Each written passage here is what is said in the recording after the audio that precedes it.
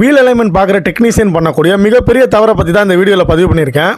என்னவா இருக்கும் எனக்கு என்ன தெரியும். அதாவது முன்னெல்லாம் காருக்கு வீல் அலைன்மெண்ட் பார்க்கறதுக்கு முதல்ல ரன் அவுட் பண்ணி முடிச்சதும் கேசர் ப்ராசஸ்க்காக ஸ்டீரிங்கை திருப்புவோம்.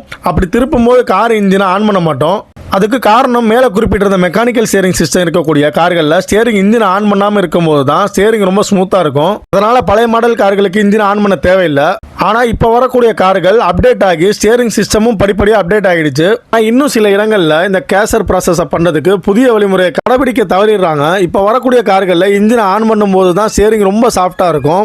அப்போ கேசர் ப்ராசஸ் பண்ணும்போது ஸ்டீரிங்கை நாம சரியான பொசிஷனில் வைக்க முடியும். இல்லைனா ஸ்டீரிங் கிராஸ் வர்றதுக்கு இதுவும் ஒரு முக்கிய காரணமாயிடும். ஸோ இனிமேல் மெக்கானிக்கல் ஸ்டீரிங் தவிர மற்ற அனைத்து ஸ்டீரிங் சிஸ்டம் உள்ள கார்கள்லையும் இன்ஜினை ஆன் பண்ணி கேசர் ப்ராசஸ் பண்ணிட்டு வீல் அலைன்மெண்ட் பண்ணீங்கன்னா 100% ஸ்டீரிங் ஸ்ட்ரைட்டாக இருக்கும். இதனால உங்களுக்கும் நீங்கள் வேலை செய்கிற கடைக்கும் கஸ்டமர் மத்தியில் நல்ல அபிப்பிராயம் கிடைக்கும். ஓகே ஃப்ரெண்ட்ஸ், இந்த வீடியோ பிடிச்சிருந்தா அப்படியே நம்ம வீடியோக்கு ஒரு லைக்கும் போடுங்க. நம்ம சேனலை மறக்காமல் சப்ஸ்கிரைப் பண்ணுங்கள்.